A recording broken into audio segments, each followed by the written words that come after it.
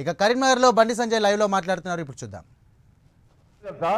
KCR meeting లా KCR LRS పెట్టిండు, LRS అంటాడు, BRS అంటాడు, నెక్స్ట్ ఎంఆర్ఎస్ తెస్తాడు అంటాడు.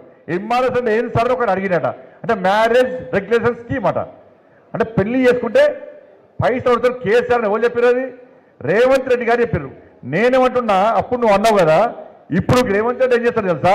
LRS, BRS, LRS, MRS, next BRS తీసుకొస్తాడు. ఈయన బీఆర్ఎస్ ఏంటంటే బర్త్ రెగ్యులేషన్స్కి పూర్తిగా పైసలు అడుగుతాడు. ఈయన సీతక్క మాట్లాడే, ఉత్తమ్ కుమార్ రెడ్డి గారు మాట్లాడే, వీళ్ళు మాట్లాడేమన్నారు? మా గవర్నమెంట్ వస్తే ఎల్ఆర్ఎస్ పైసలు వసూలు చేయము, మేము ఫ్రీగా చేస్తాము అన్నారు. ఇవాళ ఎల్ఆర్ఎస్ మొన్న స్టార్ట్ చేశాక ఎన్ని అప్లికేషన్స్ తెలుసా అన్న? 25,53,000 అప్లికేషన్లు వచ్చినాయి. ఎన్ని? 25,53,000 దరఖాస్తు వచ్చినాయి. ఒక్కొక్క దరఖాస్తు కనీసం ₹1,00,000 వస్తాయి. 1,00,000 నుంచి 10 లక్షల రూపాయలు కట్టారు. ఇప్పటికే రాష్ట్ర ప్రభుత్వానికి ఎల్ఆర్ఎస్ ద్వారా దాదాపు 25,000 కోట్ల రూపాయల ఆదాయం ఇప్పటికే వచ్చింది. ఎల్ఆర్ఎస్ ద్వారా ఇప్పటికే 25,000 కోట్ల ఆదాయం వచ్చింది. ప్రభుత్వం టార్గెట్ ఎంత అంటే 50,000 కోట్ల రూపాయలు సంపాదించుకోవాలి, ప్రజల దగ్గర నుంచి వంచి మోసం చేసి సంపాదించుకోవాలని చెప్పి ఎల్ఆర్ఎస్ అనే స్కీమ్ పెట్టి ఇలా ప్రభుత్వం ఏ విధంగా మోసం చేస్తుందో ఒకసారి ఆలోచించండి.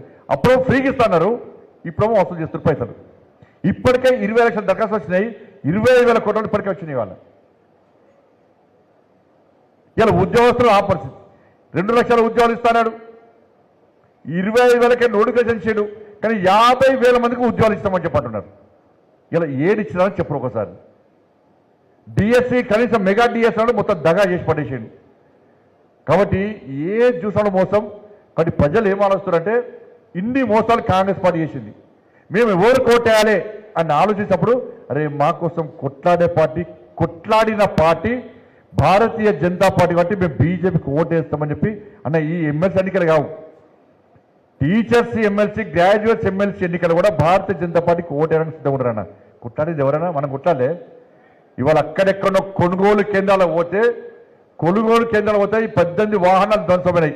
ఇక్కడ చొప్పదండి, మల్యార్, గంగాధర సంబంధించి కార్యకర్తలు వస్తే కూడా వాళ్ళ వెహికల్స్ వలిగినాయి అన్న. అనేక మంది కార్యకర్తలు కాలు చెదురున్నాయి, రాళ్లతో కొట్టిర్రు, ఇలాగ రాళ్ళ కొడుగులతో కొట్టిర్రు, వెహికల్స్ వలిగినాయి, తలలు వలిగినాయి. వాళ్ళ రైతులు ఆలోచిస్తున్నారు, అదే కొట్లాడింది భారతీయ జనతా పార్టీ కాబట్టి మేము భారతీయ జనతా పార్టీకి ఓటేయాలని చెప్పి వాళ్ళ కొడుకులు బిడ్డలు ఉంటే కూడా, గ్రాడ్యుయేట్స్ టీచర్స్ ఉంటే కూడా మీరు బీజేపీకి ఓటేయాలని చెప్పి రైతులు చెప్తున్నారని.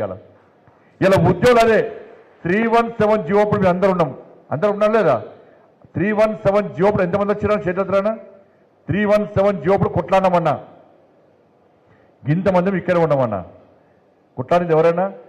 టీచర్స్ వచ్చినా మనకేమన్నా? టీచర్స్ వచ్చి మనకు చెప్పిర్రా కొట్టాడు అని? అరే చెట్టుకోరు పుట్టగారు భార్య కామారెడ్డిలో జీతం చేస్తే భర్త కరీంనగర్లో జాబ్ చేస్తాడు, పిల్లలు జగిత్యాలలో చదువుకుంటారు, తల్లి తండ్రి వాళ్ళ సొంత ఊర్లో ఉంటారు. చెట్టుకోరు పుట్టకోరు కేసీఆర్ చేసింది కాబట్టి ఇలా మన ఆఫీస్లో ధర్నా చేస్తే, మన ఆఫీస్లో దీక్ష చేస్తే ఇలా ఏం జరిగిందో మీకు తెలుసు. ఆ రోజు రాత్రి నాకు పోలీస్ ఆఫీసర్ చెప్పాడు, ఆ రోజు రాత్రి నైట్ 11:30కి కేసీఆర్ ఫుల్ మందు తాగి అక్కడ సిపి గారికి ఫోన్ చేసాడు. ఏం చేశాడు తెలుసా? ఆ రోజు బండి సంజయ్ దీక్ష చేస్తున్న ఆ కార్యాలయాన్ని మొత్తము జేసీబీతో కూలగొట్టి నాకు వీడియో పెట్టాలి, గంట టైం ఇస్తున్నా అని చెప్పి కేసీఆర్ మందు దాగి ఇలా పోలీసులకు వార్నింగ్ ఇచ్చింది.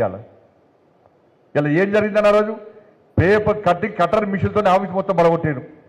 ఇంకా ఫైర్ ఇంజన్ పైపు ఎంత ప్రెషర్ ఉంటుంది, కిటికీలో పెట్టి ఫైర్ ఇంజన్ పైపుతో ప్రెషర్ కొడితే ఇలా కార్యకర్తలు గోడ పోయి తలిగిరన్న. ఇలా 4 కార్యకర్తలు కాళ్ళు విరిగాయి, ఇక్కడనే హాస్పిటల్ అడ్మిట్ అయ్యే కార్యకర్తలు. ఇలా 3 కార్యకర్తలు తలలు వలిగే, కాళ్ళు చేతులు విరిగాయి. లాస్ట్కు నేను శోభక్క జైలు పోతుంది, 4 రోజుల పాటు జైలు పోతుంది.